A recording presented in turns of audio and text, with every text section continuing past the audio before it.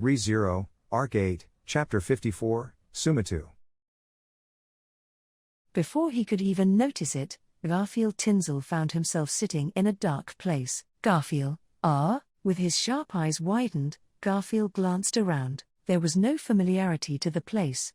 In the dimly lit area, Garfield was sunk deep into a chair, resting his chin on his elbows with his knees. What in the world could have brought him to be in such a place? Garfield, where the fuck am I? Wrinkling his nose in suspicion, Garfield sniffed. Garfield's excellent sense of smell, though not as acute as that of a hyena person, was useful for assessing situations. Picking up information about his surroundings was more of an instinctive action, yet his sense of smell was not working well. It was not as if he could not sense any smell, but rather that it seemed elusive. Speaking of elusiveness, it was not just the smell. The surrounding situation was also the same. As previously mentioned, he found himself in a dimly lit area. The ceiling was high, and the chair Garfield was seated upon was not the only one, as there were rows of chairs arranged on both sides. Moreover, there seemed to be multiple rows of chairs both before and behind Garfield, with him occupying a seat in the middle of the space. Just as he was contemplating this, Garfield recalled something similar to this scene. Garfield, this must be some kind of theater where they do plays or something. Once the idea of a theater was spoken, the image solidified in his mind, and it seemed clear-cut. Indeed, Garfield was in a theater, sitting in the middle of the auditorium. The dim lighting and high ceiling were all essential elements for theater performances. Just as Garfield came to this understanding of his situation, as if on cue, a loud, resonant bell chimed throughout the theater. A signal for the beginning of the performance. Garfield, with widened eyes, Garfield froze in place, leaving his inner thoughts behind, as a change occurred in front of the audience's seating. The curtain rose, unveiling the previously hidden stage, and, on that stage, bathed in the audience's gaze, was Garfield, a cat. Garfield's muttered words, accompanied by a frown, succinctly captured the scene on the stage. In truth, awaiting the start of the performance, now that the curtain had been raised, was a small cat. A tiny grey cat standing on two legs, with its arms outstretched. Its small size, which was even tinier than the kitten people like Mimi that Garfield knew, was truly palm-sized. One such small cat, then two, then three, began the start of their performance on the stage. Each cat looked identical. And before Garfield, swept along by the situation, the three cats began to move. Each was adorned with different props. One wore a golden wig, another a red wig, and the last one a white cotton tuft on its head. Then, before Garfield's blinking eyes, the three cats moved to their respective positions on the stage, where they began to perform spectacular movements. The golden-haired cat and the cotton-tufted cat collided, while the red-haired cat stood still, watching. Quite the literal scuffle had broken out. Garfield, what the fuck is this? Stunned, Garfield watched as the cats became entangled on the stage. The props on the stage were quite elaborate, with a backdrop depicting a stone-hewn cityscape. The houses and kabuki paintings on the walls started to become broken, destroyed, and thrown around as the cats fought with each other. It was quite the flashy, intricate horseplay, such that one would think it to be almost charming. Garfield, that cat, now that I think about it, ain't I seen it somewhere before? Suddenly, as he focused on the performing kittens, Garfield felt a tug in his memory. Scratching at the lid of his nearly closed recollection, he gradually opened it, and understanding began to emerge. Those kittens, they looked just like the pictures that Subaru would draw at Emilia and Beatrice's insistence, depicting the great spirit who was contracted to Emilia. Garf, nah, I said, what the hell's up with that? Despite having an idea come to mind, Garfield was indignant because he could not grasp what it meant. He inadvertently raised his voice, causing the kittens on stage to stop their movements in surprise. Catching a glimpse of the three kittens peeking at him, Garfield felt mortified. He did not feel like there was a reason to apologize, nor did he want to insist that there was not one, but, truly a fool. Sit down, Garfield, watching quietly is the etiquette of theater. Are you trying to disrupt the performance? Having been abruptly reprimanded, Garfield turned to the side with his eyes peeled. To his left, where there had been no one just moments before, sat a girl with pink hair. Ram. She pulled Garfield back by his waistband and sat him down, and then to the kittens who were looking at her with glazed-over eyes, she arrogantly said, "Continue." Following Ram's instructions, the kittens resumed their on-stage banter. However, Garfield found Ram's presence more significant than the stage performance. "Garfield, Ram, what the hell are you doing here? And who the hell are those guys?" Ram, Garfield, "No, this ain't the time to be talking. Anyway, we gotta get outta here. I don't care where we are, I'll make sure to keep you safe." Ram, Garfield, "Right, lemme know your thoughts, Ram. Honestly, it's probably better to think about things together with you than for my amazing self to think alone." Ram, "Haven't you realized?" Driven by impatience, Garfield's tone of voice became more and more agitated, choking up at Ram's words. In front of the blinking Garfield, Ram kept her usual cool demeanor, fixing her eyes on the stage. Feeling frustrated by the one he loved not reciprocating the attention he was giving her, Garfield also glanced up at the stage to see what had caught her attention, and he saw the unchanged playful antics of the kittens. However, he soon realized that there was a hidden meaning beneath their continued playful interactions. The golden-haired kitten, the red-haired kitten, and the cotton-tufted kitten faced each other and flailed about, wreaking havoc on the cityscape backdrop until finally, the cotton-tufted kitten shoved the golden-haired kitten, causing it to tumble. The fallen golden-haired kitten ended up trapped beneath a fallen prop. What could this performance be about? Ram, Once again, called by Ram's quiet voice, Garfield turned around.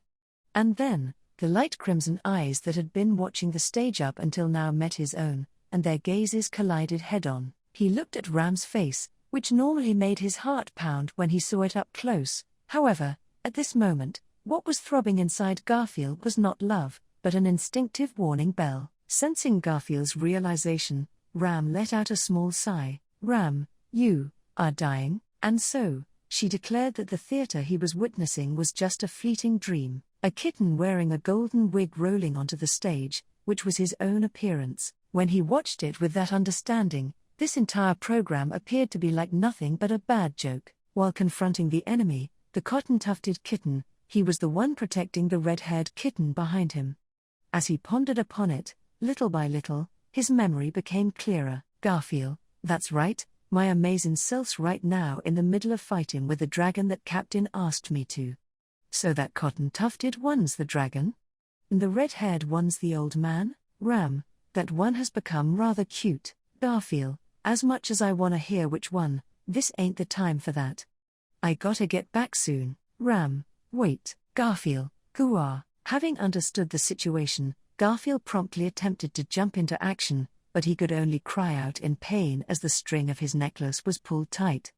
Ram had forcibly stopped Garfield and hastily turned him around to face her, and as Garfield bore his fangs and was about to yell at her, Wait, Garfield.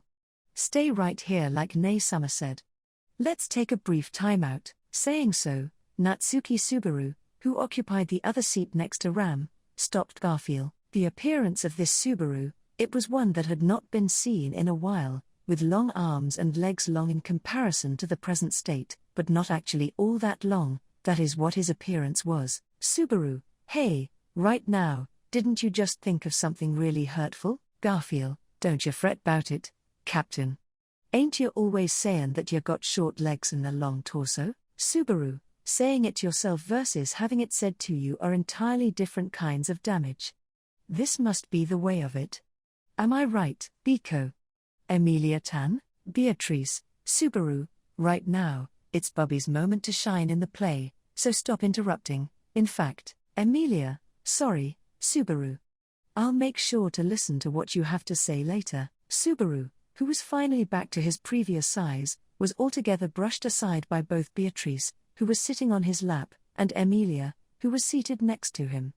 The girls were way too absorbed in each and every move of the kittens on stage to give Subaru even the slightest attention. Listening to the conversation between the disappointedly slump-shouldered Subaru and the others, Garfield meanwhile recalled that the actual name of the kitten, whom he did not know personally, was Puck. Furthermore, This kind of interaction of Subaru with the rest of the group felt similar to ones he had witnessed in the past. You are correct, this is a memory of the original theater that this space is based upon. You see, it looks just like the theater we were invited to when we all went to see the play about the subjugation of the white whale. Garf-san was totally in love with that play. I had a lot of fun too, so I know how you feel. Garfield, Otobro, Petra. This time, the voices came from behind him, and he turned around, where his gaze was met with Petra, who was waving her hands in the air, and Otto, who was seated next to her and was shrugging his shoulders. Furthermore, besides Otto, he saw a woman with long, golden hair. Garfield, go. Frederica, that is quite the pathetic face you are making, Garf. Besides, Ram raises an unusually valid point this time. So sit, and calm down, Garfield. Oh, even if you tell me to calm down. Now. Won't you lend an ear to what all these people around you are saying? Good grief, one would expect some growth after not seeing you for so long, but you are still wet behind the ears, aren't you, Garbo? Garfield, gay. Nan. Granny, Yazoo, why did you have to correct yourself to make it worse? Within the eyes of the astonished Garfield, the figures of his grandmother, Yazoo, together with his elder sister were reflected. At that unexpected lineup, Garfield was left flabbergasted, and Ram, who was right next to him, once again pulled him by the waistband, forcing him to sit down. Ram, so? Have you calmed down a little, Garfield? Just like Dagraham's encirclement, this ain't a situation to calm down. I just sat down 'cause my knees felt a bit weak. What the hell's going on, Ram? For the time being, it seems like you're inclined to listen to what Ram has to say. Good, ? As expected of you, nay Summer. Garfield, whoa. Ram nodded with her usually cold expression, when suddenly an audience member seated in front of them turned around and interjected. Realizing that it was Ram's light blue-haired younger sister, Garfield blinked. However, Rem essentially ignored Garfield and had turned back around to face forward again. Garfield, what the? Subaru, that's how it is. Garfield, you don't have much of a mental image of Rem yet, so she's only going to react nebulously. It's completely within the scope of how I impersonated her. Garfield, at the rate people are popping up, ain't it gonna get hella crowded in here, damn it. At Rem's vapidity, with Beatrice seated on his lap, Subaru responded while playing with her hair. While this reasoning was somewhat convincing, if the person in question could not be recreated properly, then what was the point in keeping them in this theater in the first place? Such was his impression. Frederica, you have it all wrong, Garf. It is true that you do not know much about Rem yet, but that does not mean you do not care about her.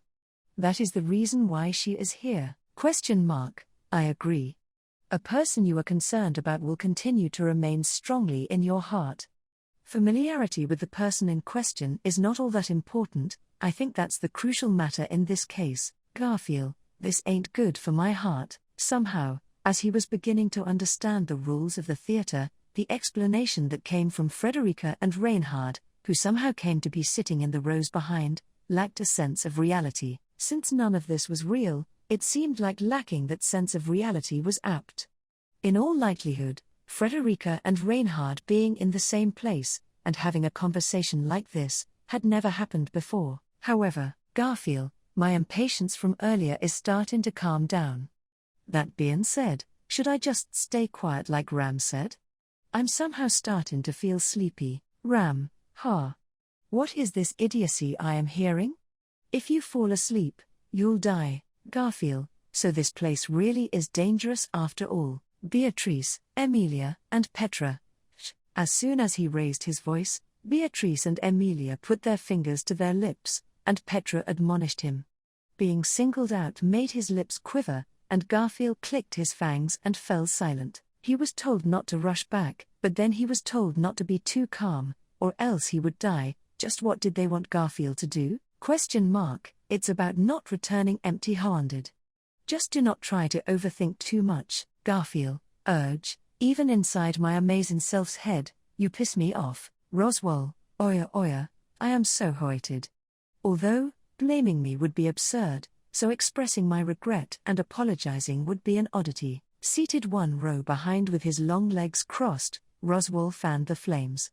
Looking towards him in frustration, as Garfield was about to complain, he was suddenly at a loss for words. He was aware that Reinhard, who had spoken out earlier, was seated next to Roswell. However, the problem was the other person sitting next to him. When the woman clad in black noticed Garfield's gaze, she smiled sweetly with an aura. You're looking at me with quite the burning gaze. Although it's in a place like this, will you join me in slicing each other to our heart's content? Garfield, doing that wouldn't be any fun. I'd also feel bad for Meili. So I ain't gonna do it.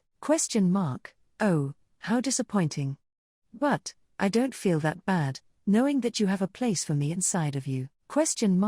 Since it is you, Elsa, it is because of your nasty personality. As a blood-colored smile appeared on Elsa's face, Meili took over the conversation from her, who was pincering Garfield by sitting in the row in front of him, right next to Rem. Somehow, he was beginning to understand the significance of the seating arrangements. If he was right, then naturally next to Elsa, a giant blue-skinned man with 8 arms should have been present. The giant man kept a rock-like expression on his face, and glancing at Garfield, he remained silent. Exposed to that silent pressure, Garfield took a short breath, clenching his fist tighter and tighter. And then, that was when Garfield's clenched fist was enveloped by the hand of a small shadow that had leaned over from the seat in front. Mimi, Garf, are you okay? Can you do it? Mimi is super worried. Garfield, Mimi, Ram, that's right. Garf is a coward at heart. The round-eyed Mimi took hold of his right hand, and his left hand was taken by Ram, who was next to him. Garfield looked up, glanced around at their faces, and then let out a long, long sigh. This was not a scene out of reality. Garfield himself was about to die. Despite that, the companions within his mind stopped him from going back immediately, and them taking turns talking to him like this was like the Soumatou that he had once heard about from Subaru. But you know, Garfield. Ordinarily for a Soumatou, all of your memories from birth till the current moment flash before your eyes in a jiff. It's not something where you get summoned to a theater. Garfield, so then, what the hell's this supposed to be, Captain? Subaru, for that, you're gonna have to find the answer yourself. Rem, as expected of Subaru-kun. I'm impressed, Garfield, by myself. For a moment, despite the extra interjection in between, Garfield went deep into rumination. If this was not a Soumatou, and the answer was instead to be found by himself, then was it not just a momentary respite until the dying Garfield could stand back up? If he did not stand up right away, he would fail to fulfill the role he had been entrusted with. Beatrice, you, I hope each of the bubbies do their best, I suppose. Emilia, that's right. No matter the outcome, let's properly see it through to the end. Indifferent to the anxious Garfield, Beatrice, and Emilia, who were watching the play, seemed to be getting more excited as the climax of the performance approached. In suspense, and experiencing a whirlwind of emotions from what was occurring on the stage, the two held hands as the peculiar portrayal of Puck and Puck clashing with each other swayed their emotions tempestuously. On stage, the golden-haired Puck had fallen over, and the red-haired Puck was restraining the cotton-tufted Puck as he tried to move in the direction of the golden-haired Puck, an undoubtedly perilous predicament. Garfield, the red-haired one. The red-haired Puck, while protecting the golden-haired Puck, was facing the cotton-tufted Puck. The situation on the stage had changed while Garfield had not been looking, and fearing that it was a reflection of reality, Garfield's expression changed as he gnashed his fangs. As expected, he needed to get back right away. Ram, truly a fool. It was a familiar affront, but unlike the usual tone imbued with a bit of gentleness, the voice carried within it a more definite rebuke. Garfield's eyes widened at Ram's words, and she pointed to the stage with the hand opposite the one she had placed over Garfield's. Looking at the stage that had been directed to, he found that the situation had continued to progress. The collapsed, golden-haired Puck had arisen, and had pushed aside the red-haired Puck. It immediately began to head for the cotton-tufted Puck with a single blow from the cotton-tufted Puck. The golden-haired Puck turned into light. Subaru, 1 out. However, in life, you don't get 3 outs. 1 out is how it ends. Having turned the golden-haired Puck into light, the cotton-tufted Puck chased after the red-haired Puck as he turned around in an attempt to run away, and also turned him into light. Thus, the cotton-tufted Puck alone remained on stage, and the play reached its curtain's close. Amid sparse applause, the stage curtain descended, with the cotton-tufted Puck bowing deeply, and as the stage signaled the end of the performance, Mimi, that wasn't enjoyable at all. Mimi ain't satisfied, and so, Mimi, who like Ram was also holding Garfield's hand, stretched out her tail and started to throw a tantrum like a misbehaving child. However, for a play that had already reached its conclusion, speaking out like that was pointless, but that had not been so. In the next moment, the opening bell resounded within the theatre, and the curtain that had been lowered began to rise once more, and on the other side of the curtain, the golden-haired Puck and the red-haired Puck, who ought to have disappeared, along with the cotton-tufted Puck, who ought to have made them disappear, were facing off, protecting the collapsed golden-haired. The climactic scene where red-haired confronted cotton-tufted was being reenacted. Garfield, the hell, unsure of what in the world was unfolding, Garfield's throat quivered, and then, to Garfield, whose thoughts had gone blank, Ram, just recklessly standing back up didn't work, now did it? If so, then what will you do? So asked Ram, calmly with one eye closed. To that question from Ram, Garfield gulped, and he looked upon the stage once again. Rem, nay, summer is wonderful. Truly, that was so. With the younger sister whom he was not yet too familiar with, Garfield wholeheartedly agreed. On stage, the golden-haired Puck evaporated into light again and again. It seemed that a great deal of improvisation was allowed in this play, and the content was influenced to a great extent by the audience's opinions. However, Reinhard, how about a serious kick to turn the entire imperial capital upside down? Elsa, how about pretending just once to be gravely injured, and aiming at your opponent when they think you're dead? Roswell, even dragons seem to have some sort of attachment. For example, how about using a friend of the dragon who may be in the imperial capital as a shield? Garfield, if all you can think of is impossible crap or cowardly plans, then shut up. Opinions that were not even adopted to the stage were shared one after another, and as Garfield barked back furiously at the people behind him, they all shut their mouths in unison. Simply, since it was their words and actions as perceived by Garfield, he could not help but feel unproductive because he felt as if he was angry with himself. Otto, at the very least, he needs to take advantage of the terrain. The difference between a large and small body can be fatal, but on the other hand, there must be a gap that can be used by being small. Petra, yeah, that's right.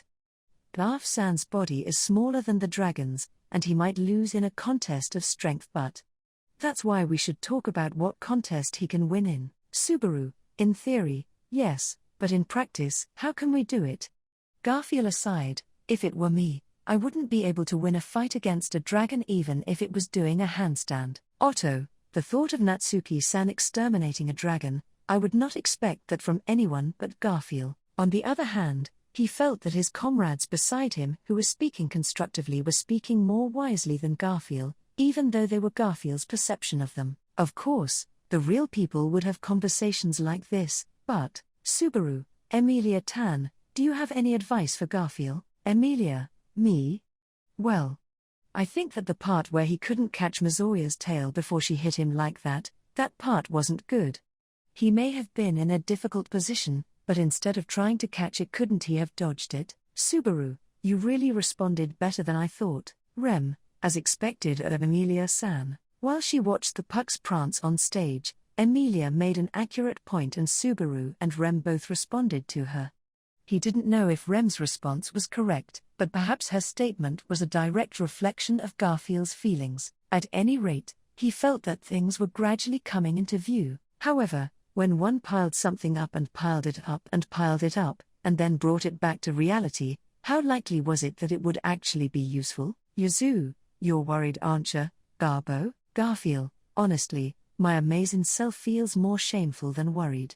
My amazing self was the one who was entrusted with the duty of dealing with that dragon. Yazoo looked at his face and Garfield expressed his loathsome feelings. He jumped in with gusto, nearly died in the heat of battle, and when that wasn't enough, Garfield built a theater in his head that had a large group of his friends. Well, some weren't his friends, but he was comforted by them all. Yazoo, and, what is shameful about that? Garfield. Upon being asked that, Garfield furrowed his brow and raised his head. Lined up next to Yazoo was Frederica, who was staring at Garfield. She squinted with the same emerald eyes as Garfield. Frederica, what is shameful about this, Garf? She piled on the same question. Garfield, it's shameful, ain't it? Everyone else is fighting by themselves and yet only my amazing self. HK, Yazoo, if you can't fight by yourself then that's shameful. Is that what you're saying, Garfield? Yeah. Wait, no, that ain't right. I'm not saying it's shameful to work together to fight. This is, having my friends bustling together in my head. Frederica, seriously, that is impossible, Garf. Having been driven ragged, all he could do was rely on the companions in his own mind. Towards Garfield, who was vigorously trying to break away from that attitude, Frederica spoke clearly. With her emerald green eyes narrowed, Frederica sighed at the stiffening Garfield and, Frederica, you really are quite dumb, Garf. Please take a look at your surroundings, Garfield. My surroundings. Being told this, Garfield looked around the inside of the theater. His companions were lined up in the seats next to him, his enemies were in the seats behind, those who he was hesitant to call his allies were in front of him, and before he knew it, there were no empty seats left in the theater, all of them were filled with faces that Garfield was familiar with. Garfield, Ram, Subaru and some others were naturally there, and so were Roswell, Reinhard, Mimi, Rem and the others, and there were even more people beyond that. There were also the people of the Mathers domain, and there were also those that he had come to know over the course of his journey in the Empire. There were the companions he was fond of and other people who he could not get close with, but every single one of them had come into contact with Garfield's life in some way, and each had secured themselves a seat. Yazoo, my oh my, the theater's jam-packed. Soon we won't all be able to fit in here anymore. Seeing the same thing as Garfield, Yazoo let out a good-humored chuckle. As his grandmother had said, the theater was so full that some people had to stand. Everyone looked at the scene of the pucks atop the stage, watching how the puck that played the role of Garfield was losing. At that reality, his face began to heat up. What a pathetic, disgraceful manner of losing. Everyone was surely fed up with him. Ram, truly a fool. Mimi, you know, Garf. All of this is inside Garf's head, right? But Garf's head isn't very smart. Just like Mimi. So, that also goes for what everyone is saying, right? Being spoken to from both his left and right in quick succession, Garfield blinked his eyes. Then when he looked around again, everyone who had previously been looking at the stage had turned to face Garfield himself. Looking at each of their faces one by one, he thought back on the type of people that they were. Everyone had spoken as much as they pleased, losing their complaints towards the puck playing the role of Garfield that kept losing. But, Garfield, nobody's tellin' my amazing self anything that's convenient for me, or anything that I don't think they'd say. Ram's words were direct, and Mimi's were vague, but they were both saying the same thing. If this theater was in Garfield's head, and for the sake of comforting his beaten and dying self, he had gathered his family, friends, acquaintances, and even enemies, then that would be beyond pathetic. But Garfield was not smart. Getting people to think and say things that they would not normally say, or having them line up convenient words to comfort his heart like he was playing with puppets, were the sort of complicated things he was unable to do. Subaru, as you thought, you can't put what we've discussed here to good use in the outside world. This is just consolation, a temporary peace of mind. But there's nothing wrong with resting, even if it's just your mind. Beatrice, even though it was Subaru who requested him to stop the dragon, that is quite the manner of speaking. In fact, Subaru, that's because I'm the me inside Garfield's head. Emilia, wait, so that means, when it feels like you're about to say really difficult things, it's just because that's how it seems to Garfield? Is that so? Emilia, with a puzzled look on her face, asked this, making Garfield let out an ah. He looked overhead, taking a moment to think before lowering his gaze. Garfield, maybe since I'm fine with however much the captain asks of me, the captain in my amazing self's head can say things like that. Otto, even supposing that were the case, you should know that the people around you are giving you their honest advice. Really, I have no clue where you learnt to think like this. Frederica, Otto-sama would say that, now wouldn't he? Frederica gave a wry smile as Otto pointed at himself with a disappointed expression. Seeing this, Petra placed a hand over her mouth, letting out an aha, a laughter which began to spread throughout her surroundings. Before Garfield realized it, he had joined in the laughter, in spite of himself. Garfield, well, maybe I was being a bit stubborn. Yuzu, oh, Garbo, Garfield, 'cause Captain asked me to do it, and also 'cause the Empire was at risk. Sure, my opponent's a dragon, and like always we can't afford to lose, but what the hell? Garfield slowly moved his hands apart from how they had been interlocked from left and right and raised them up. Then he clasped them strongly together before his chest, letting out a thunk. With that pose, the reverberating sound of his gnashing fangs, and his rising fighting spirit, Garfield, this here, is a job that was entrusted to my amazing self, but my amazing self ain't gonna be fighting alone. ? Magnificent. Inspired by Garfield's rising spirits, a low, solemn commendation hung over the room. It had come from a seat behind him, and Garfield did not need to confirm that this single word had been spoken by a giant with 4 pairs of crossed arms. Now, there was just one thing that he wanted to ascertain. Garfield, I told ya, Captain. I'll make that flyin', belly-aching dragon drop to the ground. Subaru, yeah. Like you said. Go and get 'em. Garfield, hi-oh. With an energetic reply, Garfield stood up with verve, and, unlike the other times when he stood up where she had pulled him back, Ram did not move. Garfield glanced at her, and as she looked at the stage while embracing her elbows, Ram, what? Garfield, it's nothin'. Seems like in my amazing self's head, you ain't that unswayable of a woman. Ram, there's no need to go out of the way to say what's already obvious. That's what Garf is for. Garfield flashed a wry smile at Ram as she shrugged her dainty shoulders, not even turning her gaze over his way. In her place, Mimi nimbly jumped on top of her seat. Mimi speaks.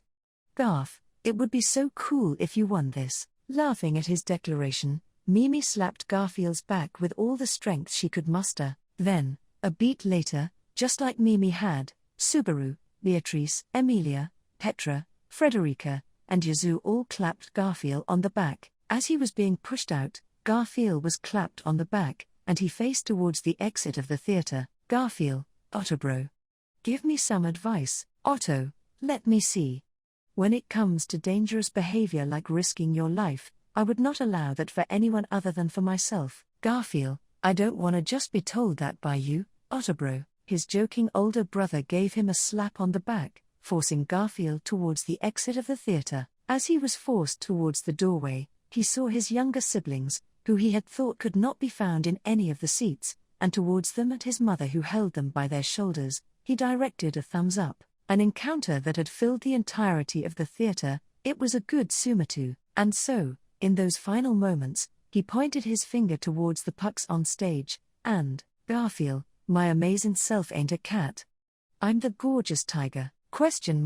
Dragons were beings that were often likened to natural disasters and cataclysms, but the way the cloud dragon, Mazoya, was rampaging about left that judgment no room for objection whatsoever. It was the incarnation of destruction that had completely changed the scenery of the imperial capital from what it had been just a few minutes prior, and its fierce rampage was a sight utterly inconceivable for this world. Witnessing that, Heinkel's legs could not stop shaking as his heart shattered. There had also been someone who had altered Heinkel's destiny in a mere instant. However, they had suffered a crushing defeat in an exchange of blows against the dragon, and had been blown away by a roar which split the very ground asunder. Debris had rained down upon them, and had buried them underneath. That was why there was no point, even though he had told them. Senselessly, mercilessly, the golden-haired boy had lost his life, and Heinkel had been unable to do anything but silently watch. ? I'm the gorgeous tiger. The next moment, an explosion occurred from within the mountain of rubble, and an angry roar reverberated. At the event that had been far too abrupt, Heinkel's throat clogged up in shock, astonished by the person who had thrust their first upwards and had blown away the mountain of rubble. Garfield, shit. How long's my amazing self been sleepin' for? Staggeringly shaking his head, Garfield ripped off his tattered vest, and inquired so. At that question, Heinkel blinked his eyes in surprise. Heinkel, since you were buried under the rubble, it's been about 5 seconds. Garfield, 5 seconds, huh? Almost got killed 10 times over, that was a fucking close one. Taking a long, deep breath, Garfield cracked the joints in his neck. Seeing that unthinkable figure right after he had thought that the attack had invariably killed Garfield, Heinkel was at a loss for words. But there was also someone even more shocked than Heinkel, and could not conceal their surprise. Mazoya, T.H.K. Garfield, who had been bustling about with no cease to his motion, delivering unthinkable blows as if there were no difference in size between them, should have finally been defeated. He had certainly been killed. For that belief to have been shattered in merely 5 seconds, Heinkel sympathized. What did it matter if he sympathized? Against that ultimate lifeform, against the Cloud Dragon? Mazoya, why won't you friggin' die? Garfield, don't be an idiot, I really would have died. That is, if Pops didn't go and make those 5 seconds for me. Heinkel, I didn't do any. Garfield bared his teeth at the words of the astonished dragon, but Heinkel could only shake his head. It was true that right after Garfield was blown away and buried in the rubble, Heinkel had kept on holding his sword and had exchanged glances with Mazoya. But that was nothing more than him gazing at it while understanding that if Garfield had been defeated, he would become the next prey. Mazoya, H.K. D.E.E.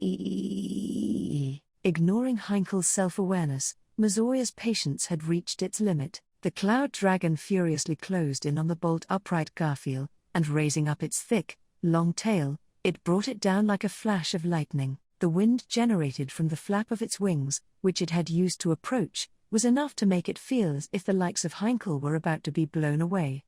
The extraordinary blow from the dragon aimed directly for Garfield. Heinkel, that instant, the Cloud Dragon's body blurred midair, and its entirety was slammed into the protective wall of the imperial capital. Mazoya, Urewada, turned upside down. Mazoya's back crashed into the wall, and it let out a disheveled exhale without understanding what had just happened. Sharing that lack of understanding, Heinkel's jaw was left agape. It was not clear how it had been done.